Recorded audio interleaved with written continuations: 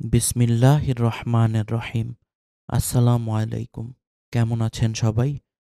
Stories of Islam বাংলার পক্ষ থেকে আপনাদেরকে জানাচ্ছি স্বাগত। গত ২ পর্বে আমরা জিন জাতির অদ্ভুত অলৌকিক ইতিহাস এবং জিনের আসর থেকে রক্ষার এবং প্রতিকারের বিভিন্ন পদ্ধতি সম্পর্কে জেনেছি কোরআন এবং হাদিসের আলোকে। আজকের পর্বে আমরা জিন নিয়ে আরও কিছু আলোচনা করব ইনশাআল্লাহ, যদি আল্লাহ তাআলা তৌফিক দান করেন। আসুন শুরু করা যাক। কি কি বিষয়ে সতর্ক থাকলে আমরা জিনের আসর থেকে বাঁচতে পারবো এবং সুরক্ষিত থাকব, এ বিষয়ে আমরা গত পর্বে অনেকগুলো বিষয় দেখেছি। চলুন গত পর্বের পরের অংশ থেকে আজকে শুরু করি। স্ত্রীর সাথে মিলনের সময় দোয়া পাঠ করা। রাসূলুল্লাহ সাল্লাল্লাহু আলাইহি ওয়াসাল্লাম বলেছেন, তোমাদের কেহ যখন নিজ স্ত্রীর সাথে মিলিত হতে ইচ্ছা করে তখন যদি বলে বিসমিল্লাহ আল্লাহুম্মা জান্নিবনা শাইতান ওয়াজান্নিব্বিশ শাইতান মা রাযাকতানা, আল্লাহর নামে আমরা মিলিত হচ্ছি, হে আল্লাহ আমাদের শয়তান থেকে দূরে রাখুন, আর আমাদের যে সন্তান দান করবেন তাকেও শয়তান থেকে দূরে রাখুন। তাহলে এ মিলনে সন্তান জন্ম নিলে সে সন্তানকে শয়তান কখনো ক্ষতি করতে পারবে না। বুখারী শরীফ এবং মুসলিম শরীফের হাদিস। সন্ধ্যার সময় বাচ্চাদের বাহিরে বের হতে না দেয়া। রাসূলুল্লাহ সাল্লাল্লাহু আলাইহি ওয়াসাল্লাম বলেছেন, যখন রাত্রি ডানা মেলে অথবা তোমরা সন্ধ্যায় উপনীত হও তখন সন্তানদের প্রতি খেয়াল রাখবে, বাহিরে যাওয়া থেকে বিরত রাখবে, কারণ তখন শয়তানেরা ছড়িয়ে পড়ে। যখন রাতের কিছু অংশ অতিবাহিত হয়ে যায় তখন তাদের ছেড়ে দিতে পারো আর দরজা বন্ধ করে দেবে। আল্লাহর নাম স্মরণ করবে। জেনে রাখো, শয়তান বন্ধ দরজা খুলতে পারে না। বর্ণনায় বুখারী। এ হাদিস থেকে আমরা নিম্নলিখিত বিষয়গুলো জানতে পারলাম। ১. সন্ধ্যার সময় বাচ্চাদের প্রতি বিশেষ যত্ন নেয়ার নির্দেশ দেয়া হয়েছে। ২. সন্ধ্যার আগে বাচ্চাদের ঘরে আসার জন্য বলতে হবে, তখন তাদের ঘর হতে বের হতে বারণ করতে হবে। ৩. সন্ধ্যার কিছু পরে এ আশঙ্কা থাকে না, তখন বাচ্চাদের বের হতে বারণ নেই। ৪. সন্ধ্যার সময় ঘরের দরজা বন্ধ করার নির্দেশ দেয়া হয়েছে। ৫.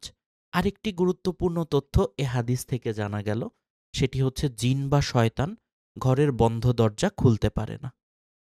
দরজা খোলা ও বন্ধের সময় আল্লাহর নাম স্মরণ করার নির্দেশ দেয়া হয়েছে।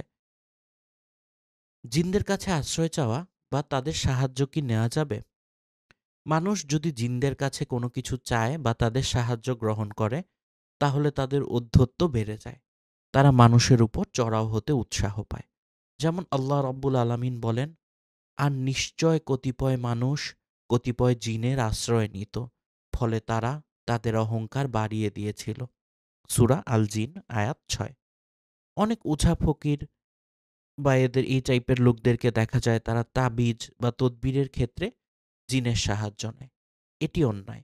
এটি করলেই জিনদের ঔদ্ধত্য বেড়ে যায় এবং তারা নিজেদেরকে অনেক শক্তিশালী ভাবতে শুরু করে এবং তারা মানুষের কাছে ভয় দেখাতে চলে আসে। সুতরাং এ ধরনের কাজ করা থেকে আমাদের বিরত থাকতে হবে। জিনের আসরের চিকিৎসা। রাসূলুল্লাহ সাল্লাল্লাহু আলাইহি ওয়াসাল্লাম নিজে জিনের আসর করা রোগীর চিকিৎসা করেছেন। হাদিসে এসেছে, ইয়ালা ইবনে মুররা বর্ণনা করেন, তিনি বলেছেন, একবার আমি যখন রাসূলুল্লাহ সাল্লাল্লাহু আলাইহি ওয়াসাল্লামের সাথে এক সফরে গেলাম তখন আমরা এক স্থানে অবস্থান করলাম। তখন একটি আশ্চর্যজনক ঘটনা দেখলাম। এক মহিলা নিজের একটি বাচ্চা নিয়ে রাসূলুল্লাহ সাল্লাল্লাহু আলাইহি ওয়াসাল্লামের কাছে উপস্থিত হল। বাচ্চাটি অস্বাভাবিক আচরণ করছিল। রাসূলুল্লাহ সাল্লাল্লাহু আলাইহি ওয়াসাল্লাম বললেন, হে আল্লাহর দুশমন, বের হয়ে যা, আমি আল্লাহর রসূল। তিনি বলেন, এ কথা বলার পর বাচ্চাটি সুস্থ হয়ে গেল। যখন আমরা সে স্থান থেকে ফিরে আসছিলাম তখন বাচ্চাটির মা দুটো ভেড়া, কিছু ঘি এবং ছানা নিয়ে আসলো। রাসূলুল্লাহ সাল্লাল্লাহু আলাইহি ওয়াসাল্লাম বললেন, হে ইয়ালা, ভেড়া দুটোর মধ্যে একটি রেখে দাও, অন্যটি মহিলাটিকে ফেরত দাও, আর ঘি ও ছানা রেখে দাও। ইয়ালা বলেন, আমি তাই করলাম। বুখারী শরীফের বর্ণনায় এসেছে। হাদিসটি থেকে আমরা কি জানতে পারলাম? রাসূলুল্লাহ সাল্লাল্লাহু আলাইহি ওয়াসাল্লাম বাচ্চাটিকে জিনমুক্ত করেছেন। আমি আল্লাহর রাসূল এ কথা শুনেই জিন চলে গেছে। বাচ্চাটির মা রাসূলুল্লাহ সাল্লাল্লাহু আলাইহি ওয়াসাল্লামকে হাদিয়া দিলেন। কেউ উপকার করলে তাকে হাদিয়া দেওয়া যায়। এমনকি জিনমুক্ত করার তদবির করলে এর বিনিময়ে পারিশ্রমিক নেওয়া যায়। রাসূলুল্লাহ সাল্লাল্লাহু আলাইহি ওয়াসাল্লাম হাদিয়ার কিছু অংশ ফেরত দিলেন। হতে পারে মহিলাটি নিজ সামর্থ্যের চেয়ে বেশি দিয়েছে, হয়তো এ কারণে তাদের কষ্ট হবে। এজন্য রাহমাতুল্লিল আলামিন হাদিয়ার কিছু অংশ ফেরত দিলেন। জিনের রোগীর কাছে কোরআনের বিশেষ বিশেষ আয়াত তেলাওয়াত করা। আল কোরআনের পুরোটাই শিফা বা আরোগ্য লাভের মাধ্যম। আল কোরআনের বহু স্থানে আল্লাহ রব্বুল আলামিন কোরআনকে শিফা বলেছেন। আল কোরআন শারীরিক ব্যাধির চিকিৎসা নয়, বরং আধ্যাত্মিক ব্যাধির চিকিৎসা। এ ধরনের খণ্ডিত ব্যাখ্যা কখনো গ্রহণযোগ্য নয়। কারণ আল কোরআনকে আল্লাহ তাআলা সাধারণভাবে শিফা বলেছেন। তিনি বা তার রাসূল কখনো বলেননি যে শিফা বা আরোগ্য বলতে আধ্যাত্মিক রোগের শিফা বোঝানো হয়েছে। তাই যারা বলবেন আল কোরআনকে শারীরিক ব্যাধির জন্য শিফা বলা যাবে না, তারা সঠিক সিদ্ধান্তে পৌঁছতে পারেননি। যাই হোক, জিনে ধরা রোগীর কাছে আল কোরআনের বিশেষ বিশেষ কিছু আয়াত তেলাওয়াত করা হলে জিন ছেড়ে যায় আর রোগী ভালো হয়ে যায়। এ প্রসঙ্গে ইমাম মুহাম্মদ ইবনে সিরিন রহিমাহুল্লাহ কর্তৃক আবদুল্লাহ বিন উমর রাদিয়াল্লাহু থেকে ৩৩টি আয়াতের কথা বর্ণিত আছে। যদিও হাদিসের সনদটি সহি নয়, কিন্তু আল কোরআনের আয়াতের প্রভাব অস্বীকার করার উপায় নেই।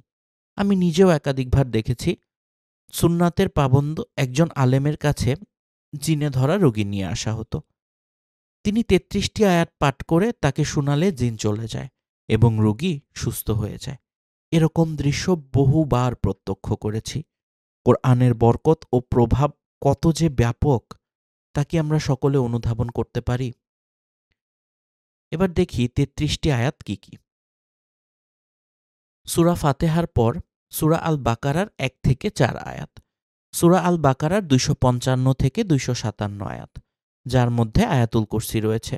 সূরা আল বাকারার ২৮৪ থেকে ২৮৬ আয়াত, সূরা আল আরাফের ৫৪ থেকে ৫৬ আয়াত, সূরা আল ইসরার অর্থাৎ বনী ইসরাইলের ১১০ থেকে ১১১ আয়াত, সূরা আস সাফফাতের ১ আয়াত থেকে ১১ নং আয়াত, সূরা আর রহমানের ৩৩ আয়াত থেকে ৩৫ নং আয়াত, সূরা জিনের ১ নং আয়াত থেকে ৪ নং আয়াত। এভাবে ৩৩টি আয়াত হয়। কোনো কোনো বর্ণনায় এর সাথে সূরা হাশরের ২১ নং আয়াত থেকে ২৪ নং আয়াত পাঠ করার কথা এসেছে। আবার সূরা ইখলাস, সূরা কাফিরুন, সূরা আল ফালাক ও সূরা আন নাস পাঠ করার কথাও এসেছে।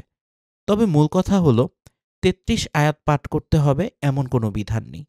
আগেই বলেছি এ সংক্রান্ত হাদিসটি সনদ সহি বলে প্রমাণিত নয়, বরং এই আয়াতগুলো ও এর সাথে অন্যান্য যে সকল আয়াতের কথা আলোচনা হয়েছে এগুলো সংশ্লিষ্ট ক্ষেত্রে খুবই অর্থবহ, তাৎপর্যপূর্ণ ও বরকতময়, আর অভিজ্ঞতায় এর কার্যকারিতা প্রমাণিত।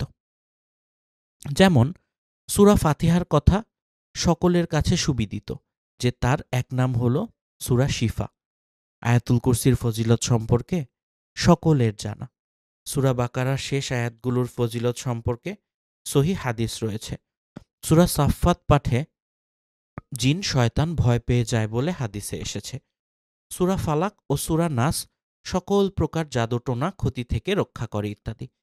তাই জিনে ধরা রোগীর কাছে এ সকল আয়াত তেলাওয়াত করা হলে জিন ছেড়ে যায় ও রোগী সুস্থ হয়ে যায় বলে অভিজ্ঞতায় প্রমাণিত, এবং এটি মহান আল্লাহর কালামের একটি বরকত ও শিফা। জিনে ধরা রোগীর চিকিৎসার জন্য তাবিজ কবজ ব্যবহার, লোহা পরা, ঘর বন্ধক দেয়া ইত্যাদি তদবির করা ঠিক নয়।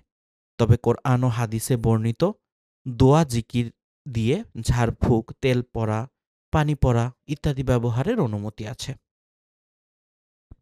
জিনের অধিকার রক্ষায় আমাদের করণীয়। হাদিসে রাসূলুল্লাহ সাল্লাল্লাহু আলাইহি ওয়াসাল্লাম জিনদের ব্যাপারে তোমাদের ভাই শব্দ ব্যবহার করেছেন। অর্থাৎ মুসলিম জিনেরা হলো আমাদের ভাই। তাদের অধিকার রক্ষায় যত্নবান হতে রাসূলুল্লাহ সাল্লাল্লাহু আলাইহি ওয়াসাল্লাম আমাদের দিক নির্দেশনা দিয়েছেন। যেমন হাদিসে এসেছে, আলকামা বলেন, আমি আব্দুল্লাহ ইবনে মাসুদ রাদিয়াল্লাহুকে জিজ্ঞেস করলাম, জিনের রাতে আপনাদের মধ্যে কেউ রাসূলুল্লাহ সাল্লাল্লাহু আলাইহি ওয়াসাল্লামের সাথে ছিলেন? তিনি বললেন, না।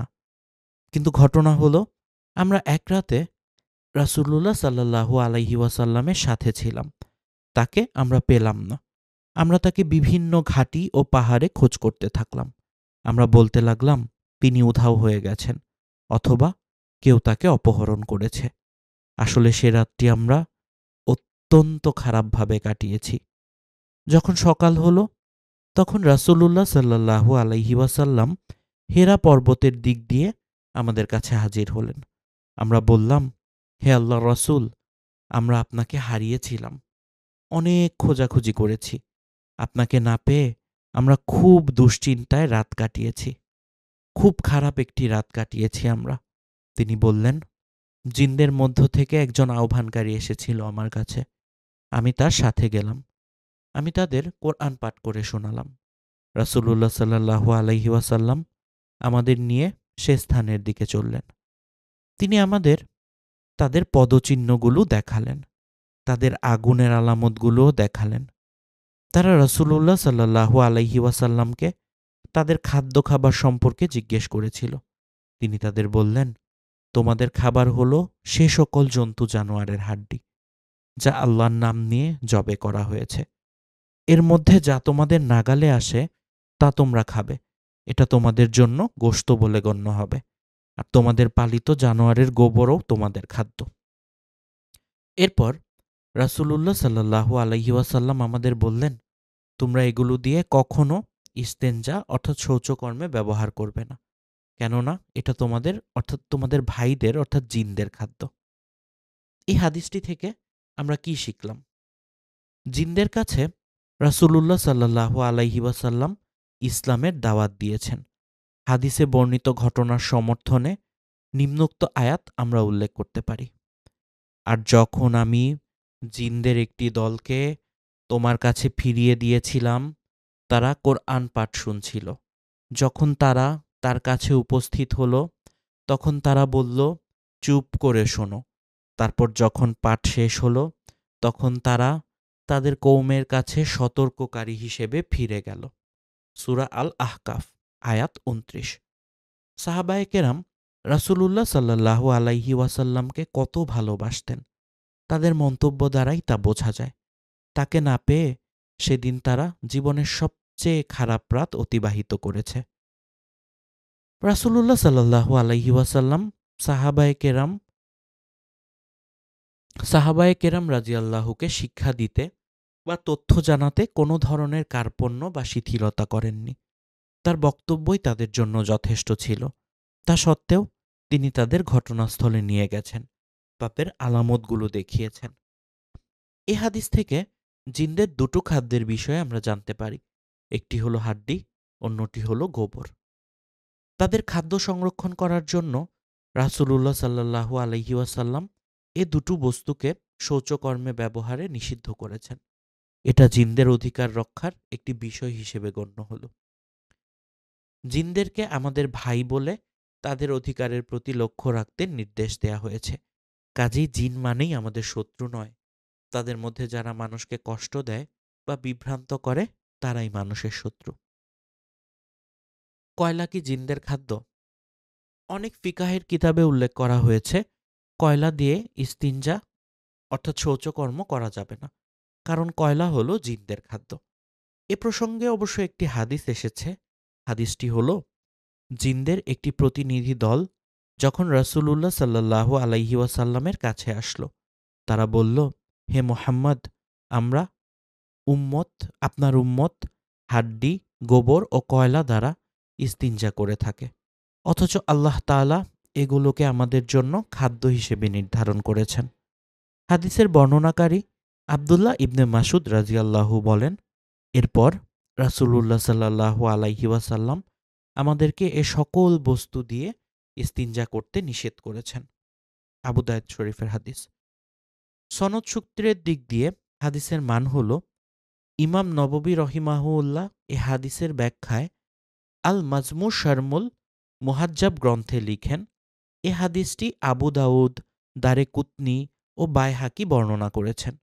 আবু দাউদ হাদিসটিকে জয়ীফ অর্থাৎ দুর্বল সূত্র বলেননি, কিন্তু দারেকুতনি ও বাইহাকি হাদিসটিকে দুর্বল সূত্রের বলে অভিমত দিয়েছেন। হাদিসে বর্ণিত হামামা শব্দের অর্থ হল কয়লা। আমাদের সাথীরা ফিকাহ শাস্ত্রে এরকম লিখেছেন, আর অভিধানবিদরাও এ অর্থ করেছেন। ইমাম আল খাত্তাবী রহিমাহুল্লাহ বলেন, আল হামাম শব্দের অর্থ হল আল ফাহাম বা কয়লা, যা সৃষ্টি হয় কাঠ, হাড্ডি ইত্যাদি পোড়ালে। এ দিয়ে ইস্তিনজা করতে নিষেধ করা হয়েছে, কারণ এটাকে জিনদের খাদ্য হিসেবে নির্ধারণ করা হয়েছে, তাই এটা অপবিত্র করা জায়েজ নয়। জিন যেমন মুসলমানদের আছে তেমনি আছে কাফির, জিন যেমন মুসলমান আছে তেমনি কাফেরও আছে। এ ব্যাপারে জিনদের বক্তব্য আল্লাহ উল্লেখ করেছেন এভাবে, আর নিশ্চয় আমাদের মধ্যে কিছু সংখ্যক আছে মুসলিম এবং আমাদের মধ্যে কিছু সংখ্যক সীমালঙ্ঘনকারী। কাজেই যারা ইসলাম গ্রহণ করেছে তারাই সঠিক পথ বেছে নিয়েছে। সূরা আল জিন আয়াত 14। কাজেই মুসলিম জিনেরা যে সকল অধিকার পাবে যা একজন মুসলিম মানুষ ইসলামের কারণে পেয়ে থাকে। জিনদের কোরআন তেলাওয়াত শোনা এবং তার উত্তর প্রদান। হাদিসে এসেছে,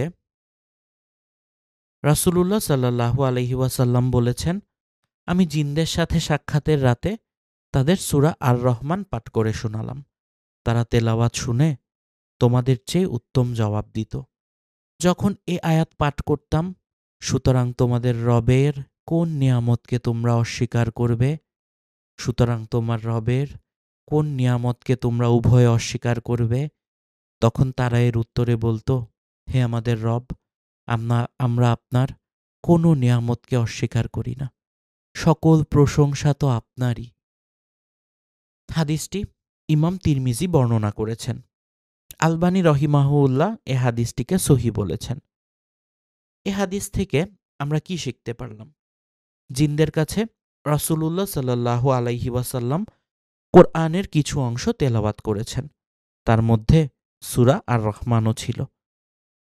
এ জিন সাহাবীরা সূরা আর রহমান শুনে আল্লাহ তাআলার প্রশ্নের উত্তরে যা বলেছে তা মানুষ সাহাবীদের চেয়ে সুন্দর উত্তর ছিল বলে রাসূলুল্লাহ সাল্লাল্লাহু আলাইহি ওয়াসাল্লাম ইরশাদ করেছেন। কোনো কোনো ক্ষেত্রে জিনেরা মানুষের চেয়ে শ্রেষ্ঠত্ব অর্জন করলেও তারা মানুষের চেয়ে শ্রেষ্ঠ নয়। ক্ষেত্রবিশেষে কেহ শ্রেষ্ঠত্ব অর্জন করলে সর্বক্ষেত্রে তার শ্রেষ্ঠত্ব পাওয়াটা জরুরি নয়। আল কোরআন পাঠ করে বা তার পাঠ শুনে সে মোতাবেক উত্তর দেয়া সুন্নত, যেমন আলোচ্য হাদিসে দেখা গেল। আল্লাহ তাআলার কোনো প্রশ্ন আসলে তার উত্তর সাথে সাথে প্রদান করা, এমনইভাবে যখন জাহান্নাম ও জাহান্নামীদের কথা আসে তখন তা থেকে আল্লাহর কাছে আশ্রয় প্রার্থনা করা, আর যখন জান্নাত ও জান্নাতীদের কথা আসে তখন জান্নাত কামনা করা ইত্যাদি হল আল্লাহ তাআলার রসূল সাল্লাল্লাহু আলাইহি ওয়াসাল্লামের আদর্শ ও আল কোরআন তেলাওয়াতের আদব। এবার আসুন দেখি যে জিনের আসর এবং শারীরিক মানসিক সমস্যা কি কি হতে পারে জিনের আসরের কারণে। আর আমি যখন সুস্থ হই, তিনি অর্থাৎ আমার রব আমাকে সুস্থতা দান করেন। সূরা শুআরা আয়াত ৮০। মানুষ মহান রবের শ্রেষ্ঠ সৃষ্টি। মানুষ এবং জিনকে মহান রব একমাত্র তার ইবাদতের জন্য সৃষ্টি করেছেন। আমরা শ্রেষ্ঠ সৃষ্টি বলে গর্ববোধ করি, কিন্তু এই শ্রেষ্ঠত্ব কোনো কাজে আসবে না যদি মহান মনিবের ইবাদত না করি। কেননা ইবাদতের কারণেই মানুষ শ্রেষ্ঠ। ইবাদতহীন মানুষ সকল সৃষ্টি থেকে নিকৃষ্ট। মহান রব আমাদের দেহ দিয়েছেন। এই দেহের দুটি অবস্থা রয়েছে, সূক্ষ্মতা ও অসুস্থতা। সূক্ষ্মতা মহান রবের মহা নিয়ামত। রোগ ব্যাধি, বিপদ আপদ, পাপ তাপ ক্ষমার জন্য অথবা মহান রবের প্রিয়পাত্রদের পরীক্ষা হিসেবে নিয়ামত। এই রোগ ব্যাধি আমাদের শরীরে নানা কারণে তৈরি হয়। কোনো ভাইরাস, ব্যাকটেরিয়ার আক্রমণ, অস্বাস্থ্যকর খাবার গ্রহণ, অস্বাস্থ্যকর পরিবেশ, কোনো বিষাক্ত পোকামাকড়, সাপ বিচ্ছুর কামড়, মশার কামড়, জিনের আসর, জাদুর প্রভাব, বদনজর ইত্যাদি বিভিন্ন কারণ রয়েছে। আজ আমরা জিনের আসর সংক্রান্ত বিষয় নিয়ে আলোচনা করব। জিন শব্দটি আরবি। এর অর্থ হলো গোপন থাকা, গোপন হওয়া, অন্তরাল হওয়া, অদৃশ্য, গুপ্ত, লোকায়িত, আবৃত ইত্যাদি। জিনরা আমাদের কাছ থেকে আড়ালে থাকে, অদৃশ্য থাকে, লুকিয়ে থাকে বলেই জিনদের জিন বলা হয়। মহান রব মানুষে আদম আলাইহিস সালামকে সৃষ্টির আগেই জিনজাত সৃষ্টি করেছেন। সূরা আল হিজরের ২৭ নং আয়াতে তিনি বলেন, আমি জিনকে আদমের আগে অতৃষ্ণক্ষু আগুন দিয়ে সৃষ্টি করেছি। মানুষ যেমন মানুষের ক্ষতি করতে পারে, অনেক ক্ষেত্রে জিনেরাও মানুষের ক্ষতি করতে পারে। আবার মানুষের দ্বারা জিনেরাও ক্ষতির সম্মুখীন হতে পারে। অন্যদিকে মানুষ মানুষের উপকার করতে পারে, জিনেরাও মানুষের উপকার করতে পারে। মানুষের দ্বারা জিনদের অনেক উপকার হতে পারে। জিনের আসর। মহান রব মানুষ এবং জিনকে একমাত্র তার ইবাদতের জন্য সৃষ্টি করেছেন। পৃথিবীতে মানুষ আসার আগে জিনেরা পৃথিবী আবাদ করেছিল।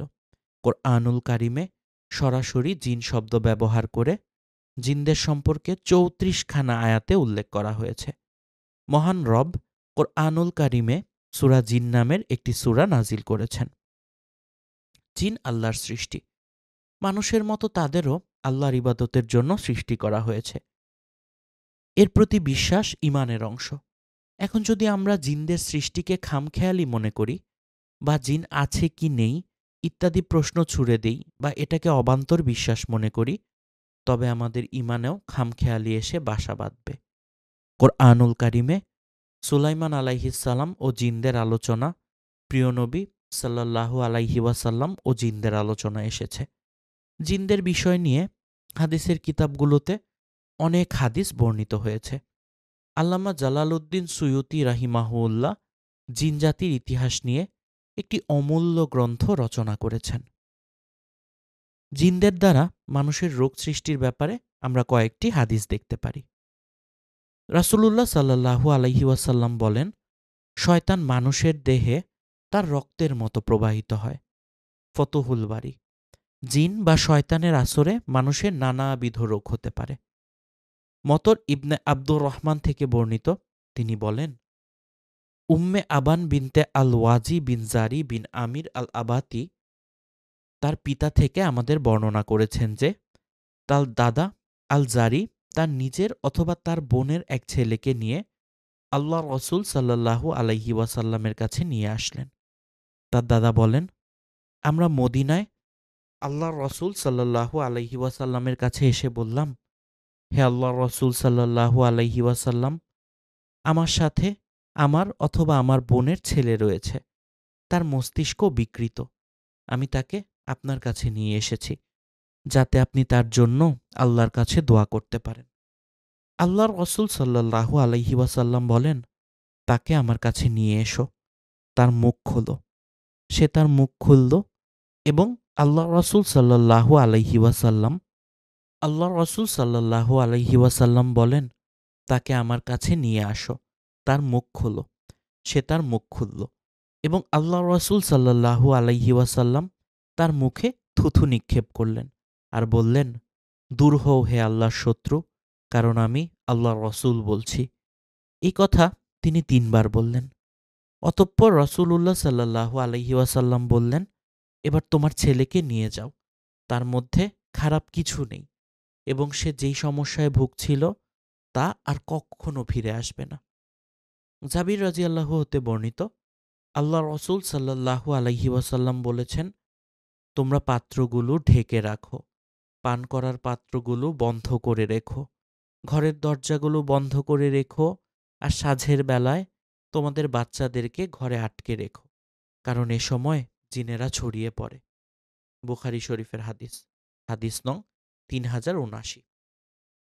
আবু মুসা আশআরী রাদিয়াল্লাহু থেকে বর্ণিত, তিনি বলেন, রাসূলুল্লাহ সাল্লাল্লাহু আলাইহি ওয়াসাল্লাম বলেছেন, আমার উম্মত আন্ত্রিক ও প্লেগের দ্বারা ধ্বংস হবে।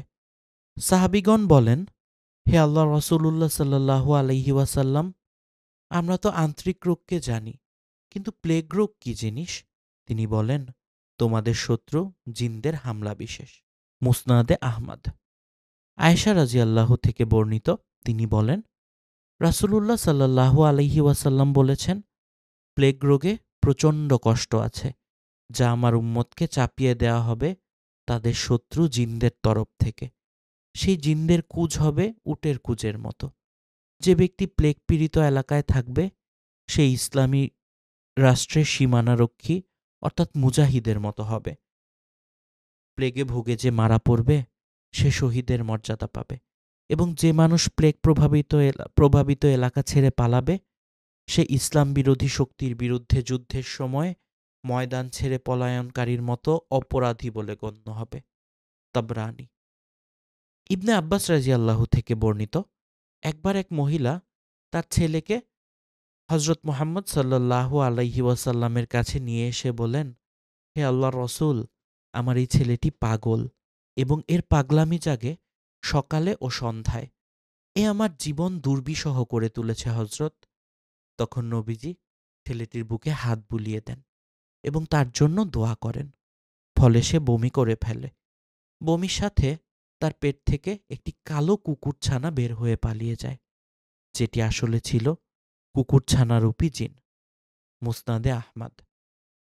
হযরত উম্মে আব্বাস বিনতে আল ওয়াজাহ রহিমাহুল্লাহর পিতামহ জনাব রসূলুল্লাহ সাল্লাল্লাহু আলাইহি ওয়াসাল্লামের কাছে নিজের একটি পাগল বাচ্চাকে নিয়ে যেতে নবীজি বললেন, ওকে আমার কাছাকাছি নিয়ে এসো এবং ওর পিঠটি আমার সামনে করো। তারপর নবীজি তার উপর নিচের কাপড় ধরে পিঠে মারতে মারতে বলেন, ওরে আল্লাহর দুশমন, বেরিয়ে যাও। ফলে বাচ্চাটি সুস্থ হয়ে চোখ খোলে। মুসনাদে আহমদ, আবু দাউদ। হযরত উসামা বিন যায়েদ রাদিয়াল্লাহু বলেছেন, আমরা রাসূলুল্লাহ সাল্লাল্লাহু আলাইহি ওয়াসাল্লামের সাথে হজের জন্য মদিনা থেকে মক্কার উদ্দেশ্যে রওনা হয়েছি। বাতুনের রওহা নামক স্থানে এক মহিলা নিজের বাচ্চাকে সামনে এনে বলে, হে আল্লাহর রাসূল, এ আমার ছেলে। যখন থেকে আমি ওকে প্রসব করেছি, তখন থেকে এখন পর্যন্ত এর রোগ সারেনি। তখন রাসূলুল্লাহ সাল্লাল্লাহু আলাইহি ওয়াসাল্লাম মহিলাটির কাছ থেকে বাচ্চাটিকে নিয়ে নিলেন এবং তাকে নিজের বুক ও পায়ের মাঝখানে রেখে তার মুখে থুতু দিলেন। বললেন, ওহে আল্লাহর দুশমন, বেরিয়ে যা, আমি আল্লাহর রসূল। এরপর নবীজি বাচ্চাটিকে তার মায়ের হাতে তুলে দিয়ে বলেন, একে নিয়ে যাও, এখন ওর কোনো কষ্ট নেই। বাইহাকি। জিনের আক্রমণে মানুষের মনে এবং শরীরে দুই জায়গায়ই ক্ষতি হতে পারে। মানসিক আক্রমণে মানসিক রোগ দেখা দেয়, শরীরে বিভিন্ন অঙ্গে আক্রমণে বা আসরের ফলে বিভিন্ন রোগ দেখা দেয়। অনেক সময় স্বাভাবিক চিকিৎসায় রোগ ভালো হয়ে যায়। বিষয়টা হলো যে জিনের মাধ্যমে রোগের আক্রমণ দেখা গেছে, যে জিনের মাধ্যমে এই রোগটি হয়েছে সে জিনটি যদি চলে যায়, এমনিতেই রোগটি ভালো হয়ে যায়। আর সে যদি না যায়, অর্থাৎ যে জিনের মাধ্যমে রোগটি হয়েছে সে জিনটি যদি না যায়, তবে চিকিৎসা, তারপর রোগ, তারপরও রোগ ভালো হয় না, বা একটি রোগ সেরে অন্যটি দেখা দেয়। আবার দীর্ঘমেয়াদী আসরের ফলে শরীরের যে রোগের সৃষ্টি হয়, তখন সে এখান থেকে সরে গেলেও সাধারণ ঔষধি চিকিৎসা ছাড়া রোগ ভালো হয় না। তাছাড়া জিনেরা কারো ঘরের জিনিসপত্র নষ্ট করে, জিনিসপত্র সরিয়ে ফেলে, সম্পদের ক্ষতি সাধন করে। আবার অন্যদিকে জিনদের মধ্যে জাদুকর জিন রয়েছে, এরা মানুষের উপর জাদু করে থাকে। আবদুল্লাহ ইবনে উবাইদ বিন উমাইর রাদিয়াল্লাহু থেকে বর্ণিত, রাসূলুল্লাহ সাল্লাল্লাহু আলাইহি ওয়াসাল্লামকে গৈলান সম্পর্কে জিজ্ঞেস করা হলে তিনি বলেন, গৈলান হল জাদুকর জিন। এছাড়া জিনদের বদনজরেও মানুষ অসুস্থ হয়। উম্মে সালমা রাদিয়াল্লাহু হতে বর্ণিত, তিনি বলেন, রাসূলুল্লাহ সাল্লাল্লাহু আলাইহি ওয়াসাল্লাম একবার তার ঘরে একটি বাচ্চা মেয়েকে দেখেন, যার জিনের বদনজর লেগেছিল। তিনি বলেন, একে অমুকের কাছ থেকে ঝাড়ফুঁক করিয়ে নাও, এর বদনজর লেগেছে। বুখারী শরীফের হাদিস। জিন মানুষের শরীরে প্রবেশ করতে পারে, মানুষের শরীরে চলাচল করতে পারে, মানুষের শারীরিক মানসিক ক্ষতি সাধন করতে পারে। জিনের আসরের কারণে সাধারণত যেসব রোগ হয়, আমরা এসব নিয়ে একটু চিন্তা করতে পারি। এবার ইসলাম বিরোধী কিছু মানুষ জিনের অস্তিত্ব নিয়ে বা জিনকে নিয়ে বিভিন্ন প্রশ্ন তুলে থাকে। আসুন এর জবাবগুলো খোঁজার চেষ্টা করি কোরআন হাদিসের আলোকে। স্ববিরোধিতার অভিযোগ। জিন কোথায় থাকে, পৃথিবীতে নাকি আকাশে?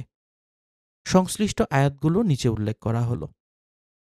হে জিন ও মানবকুল, নভমণ্ডল ও ভূমণ্ডলের প্রান্ত অতিক্রম করা যদি তোমাদের সাধ্যে কুলায় তবে অতিক্রম করো, কিন্তু ছাড়পত্র ব্যতীত তোমরা তা অতিক্রম করতে পারবে না।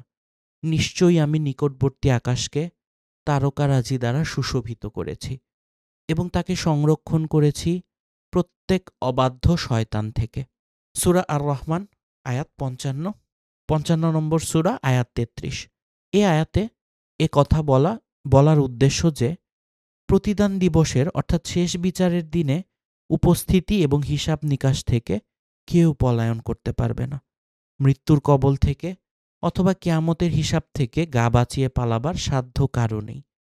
এখানে আসমান ও জমিন বা নভমণ্ডল ও ভূমণ্ডল অর্থ গোটা সৃষ্টি জগৎ, অন্য কথায় আল্লাহর প্রভুত্ব।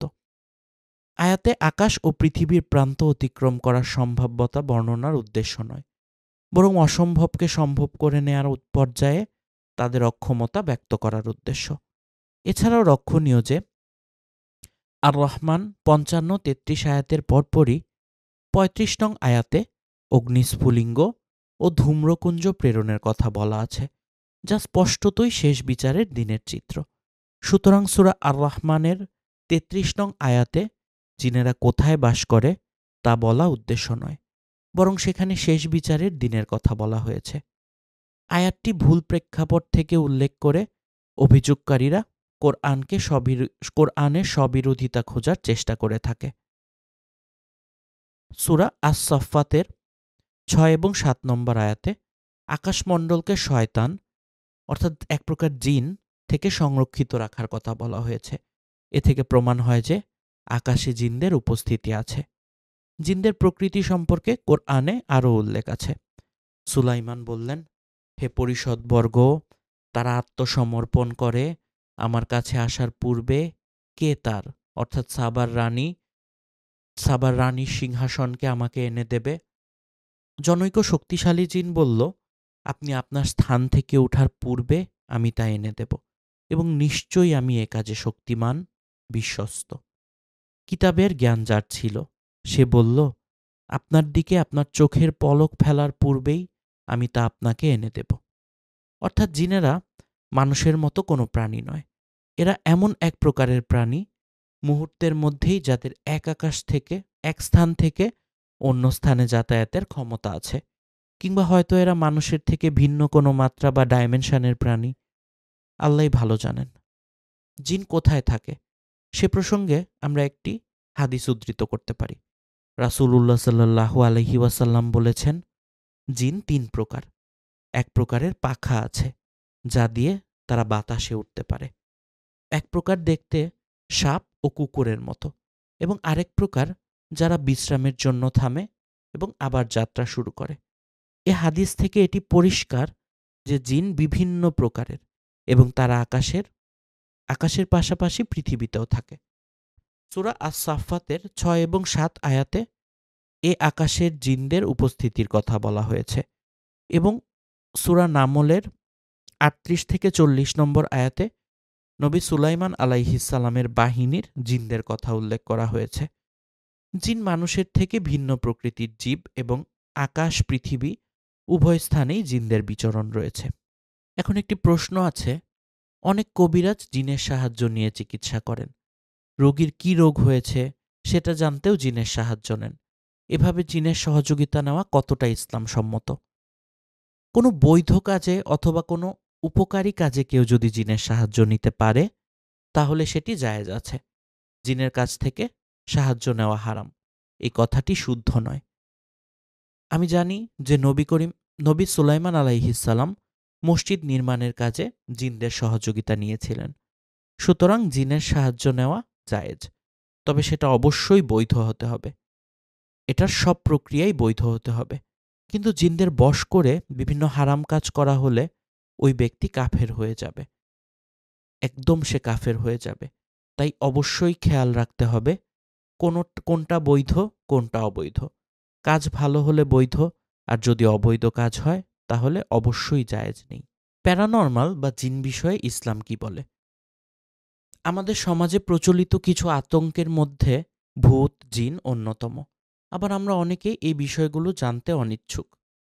আবার অনেকে জানতে প্রচণ্ড ইচ্ছুক বা ইন্টারেস্টেড। অনেকে এই বিষয়গুলোকে প্যারানর্মাল বিষয় বলে অভিহিত করে থাকি। এখন দেখা যাক এই ব্যাপারে ইসলাম কি বলে। ভূত বলে কি ইসলাম কিছু সমর্থন করে? ভূত বলে কিছু ইসলামে সমর্থিত নয়? এটা অনেকে বলে থাকে। যেটা আছে সেটা হচ্ছে জিন। জিন হচ্ছে ইসলাম ধর্মের মূল গ্রন্থ কোরআনে বর্ণিত একটি জীব বা সৃষ্টি। প্রাক ইসলামী যুগেও জিন জাতি সংক্রান্ত বিশ্বাস অন্যান্য আরব এবং এর কাছাকাছি এলাকায় বিদ্যমান ছিল। আরবি জিন শব্দটির আক্ষরিক অর্থ কোনো কিছু যা গুপ্ত, অদৃশ্য, অন্তরালে বসবাসকারী বা অনেক দূরবর্তী। বৈজ্ঞানিকেরা এখনও জিনের অস্তিত্বের প্রমাণ আবিষ্কারে সক্ষম হননি।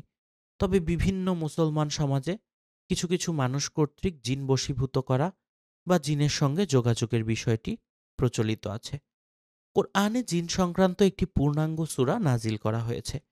এছাড়া বিভিন্ন সূরাতে অনেক আয়াত রয়েছে, যেমন যখন আমি একদল জিনকে আপনার অর্থাৎ মুহাম্মদ সাল্লাল্লাহু আলাইহি ওয়াসাল্লামের প্রতি আকৃষ্ট করেছিলাম, তারা কোরআন পাঠ শুনছিল। তারা যখন কোরআন পাঠের জায়গায় উপস্থিত হল, তখন পরস্পর বলল, চুপ থাকো। অতঃপর যখন পাঠ সমাপ্ত হল, তখন তারা তাদের সম্প্রদায়ের কাছে অর্থাৎ জিন সম্প্রদায়ের কাছে সতর্কতাকারী রূপে ফিরে গেল। বর্ণনাটি সূরা আহকাফে ২৯ নম্বর আয়াতে এসেছে। আয়াতটি থেকে আমরা পাঠ করলাম। হে জিন ও মানব সম্প্রদায়, তোমাদের কাছে কি তোমাদের মধ্য থেকে নবীগণ আগমন করেননি, যারা তোমাদেরকে আমার বিধানবলী বর্ণনা করতেন এবং তোমাদেরকে আজকের এ দিনের সাক্ষাতের ভীতি প্রদর্শন করতেন? তারা বলবে, আমরা আমাদের গুনাহ স্বীকার করে নিলাম। পার্থিব জীবন তাদেরকে প্রতারিত করেছে। তারা নিজেদের বিরুদ্ধে স্বীকার করে নিয়েছে যে তারা কাফের ছিল। সূরা আল আনআম আয়াত ১০। আয়াত ১৩০। আমি জিন ও মানুষকে কেবলমাত্র আমার ইবাদতের জন্য সৃষ্টি করেছি। সূরা আল জারিয়াত আয়াত ৫৬। হে জিন ও মানবকুল, নভমণ্ডল ও ভূমণ্ডলের প্রান্ত অতিক্রম করা যদি তোমাদের সাধ্যে কুলায় তবে অতিক্রম করো, কিন্তু ছাড়পত্র ব্যতীত তোমরা তা অতিক্রম করতে পারবে না। সূরা আর রহমান আয়াত ৩৩। বলুন, আমার প্রতি ওহী নাজিল করা হয়েছে যে জিনদের একটি দল কোরআন শ্রবণ করেছে। অতঃপর তারা বলেছে, আমরা বিস্ময়কর কোরআন শ্রবণ করেছি। সূরা জিন আয়াত ১। আর এই যে মানুষের মধ্যে কিছু লোক জিন জাতির কিছু লোকের আশ্রয় নিত, ফলে তারা তাদের পাপাচার বাড়িয়ে দিত। সূরা জিন আয়াত ৬। কোরআন ও হাদিস অনুসারে জিনদের তৈরি করা হয়েছে ধোঁয়াহীন আগুন, যার আরবি শব্দ নার থেকে। কোরআনে বলা হয়েছে, আর তিনি জিনকে সৃষ্টি করেছেন আগুনের শিখা দিয়ে। সূরা আর রহমান আয়াত ১৫। আরেকটি আয়াতে বলা হয়েছে, আর আমি এর আগে জিন সৃষ্টি করেছি প্রখর আগুন দিয়ে। সূরা আল হিজর আয়াত ২৭। লিঙ্গ অনুযায়ী সম্পাদনা। জিনজাতি মানুষের মতো পুরুষ ও স্ত্রী জাতিতে বিভক্ত। একটি হাদিসে উল্লেখ করা হয়েছে যে এই আয়াত অর্থাৎ আয়াতুল কুরসি পড়বে, আল্লাহ তাআলা তার জন্য একটি প্রহরী নিযুক্ত করে দিবেন এবং কোনো পুরুষ এবং নারী জিন অর্থাৎ শয়তান তার কাছে আসতে পারবে না। সহিহ বুখারীর হাদিস। গঠন অনুযায়ী জিন ৩ ধরনের হয়ে থাকে। ১. হাদিসে বলা হয়েছে, সালাবা আল খাসানি থেকে বর্ণিত, রাসূলুল্লাহ সাল্লাল্লাহু আলাইহি ওয়াসাল্লাম বলেছেন, ৩ ধরনের জিন আছে। এক প্রকারের জিন পাখার মাধ্যমে বাতাসে ওড়ে, এক প্রকারের জিন সাপ এবং মাকড়সার আকারে থাকে, শেষ প্রকারের জিনরা সাধারণভাবে থাকে এবং চলাচল করে। আত-তারাবানি, আল হাকিম, বাইহাকি এবং সহিহ আল জামে। নাম অনুযায়ী জিন ৪ ধরনের। ইবলিশ, কারিন, খামজাব ও ওলহান। জিনদের বাসস্থান। মানুষের বসবাসের স্থানে সাধারণত জিন থাকে না। তারা মানুষের পরিত্যক্ত স্থানে থাকতে পছন্দ করে। তাদের অধিকাংশই মানুষের কাছ থেকে দূরে নির্জন এলাকায় বসবাস করে। তবে কিছু প্রজাতির জিন মানুষের সাথে লোকালয়ে থাকে, যেমন কারিন জিন। এক হাদিস থেকে জানা যায়, জিনেরা নোংরা ও গন্ধময় জায়গায় থাকতে পছন্দ করে, যেখানে মানুষরা ময়লা এবং খাবারের উচ্ছিষ্ট অংশ ফেলে রাখে। পায়খানা ও প্রস্রাব করার জায়গাগুলোতে জিনদের অবাধ বিচরণ। জায়েদ বিন আরকাম বর্ণিত হাদিস থেকে জানা যায়, রাসূলুল্লাহ সাল্লাল্লাহু আলাইহি ওয়াসাল্লাম বলেছেন, এই জায়গাগুলোতে, পায়খানা ও প্রস্রাব করার জায়গায়, জিন ও শয়তানরা অবাধে বিচরণ করে। তোমাদের মধ্যে যেই এই স্থানগুলোতে যাবে, সে যেন বলে, আমি আল্লাহর কাছে পুরুষ এবং মহিলা শয়তানের থেকে আশ্রয় প্রার্থনা করছি। জিনদের খাদ্য কি? জিনদের খাদ্য সম্পর্কে আমরা ইতিমধ্যে জেনেছি যে রাসূলুল্লাহ সাল্লাল্লাহু আলাইহি ওয়াসাল্লাম বলেছেন, জিনের খাবার সম্পর্কে বলা হয়েছে, তারা মানুষের ফেলে দেওয়া খাবার খায়, এছাড়া হাড়, গোবর ইত্যাদি খায়। হাদিসে বলা হয়েছে, আবু হুরায়রা থেকে বর্ণিত আছে, রাসূলুল্লাহ সাল্লাল্লাহু আলাইহি ওয়াসাল্লাম বলেছেন, হাড় এবং গোবর জিনদের খাবার। নসিবাইন শহরের জিনদের একটি দল আমার সাথে দেখা করতে আসে। কত বিনয়ী ছিল তারা! তারা আমার কাছে মানুষের খাবারের উচ্ছিষ্ট সম্পর্কে জানতে চায়। আমি আল্লাহর কাছে প্রার্থনা করি যে তারা এমন কোনো হাড় কিংবা গোবর অতিক্রম করবে না যা তাদের জন্য খাবার না হয়ে যাবে। আব্দুল্লাহ ইবনে মাসুদ থেকে বর্ণিত, রাসূলুল্লাহ সাল্লাল্লাহু আলাইহি ওয়াসাল্লাম বলেছেন, জিনদের একজন আমাকে একদিন ডাকলে আমি তার সাথে যাই। সেখানে আরও জিন ছিল এবং আমি তাদের জন্য পবিত্র কোরআন পাঠ করি। তারা তাদের খাবারের বিষয়ে জিজ্ঞেস করলে আমি বলি, আল্লাহর নাম পড়ে খাওয়া হয়েছে এমন যে কোনো হাড় তোমাদের সামনে এলে তা মাংসে পরিণত হয়ে যাবে। একইভাবে গোবর তোমাদের পশুদের খাবার হয়ে যাবে।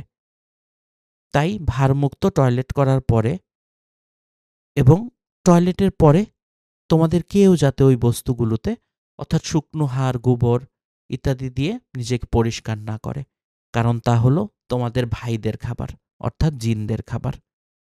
মুসলিম শরীফের হাদিস, হাদিস নাম্বার 450। জিনরা মানুষের মতো মুসলিম ও অমুসলিম জাতিতে বিভক্ত। জিন মানুষ ছাড়াও অন্যান্য কিছু প্রাণী জিনের উপস্থিতি সম্পর্কে জানতে পারে। হাদিসে বলা হয়েছে, আবু হুরায়রা থেকে বর্ণিত আছে, রাসূলুল্লাহ সাল্লাল্লাহু আলাইহি ওয়াসাল্লাম বলেছেন, যখন তোমরা গাধার চিৎকার শুনতে পাও, তখন আল্লাহর কাছে শয়তানের থেকে আশ্রয় প্রার্থনা করো, কারণ শয়তানকে দেখতে পাবার কারণেই তারা চিৎকার করে। বুখারী শরীফের হাদিস নাম্বার 350, মুসলিম শরীফের হাদিস নাম্বার 47। জিনের আসর। জিনের আসর বলতে বোঝানো হয়, এক বা একাধিক জিন মানুষের শরীরে প্রবেশ করে তার শরীরের আংশিক বা পূর্ণ নিয়ন্ত্রণ নিয়ে নেয়।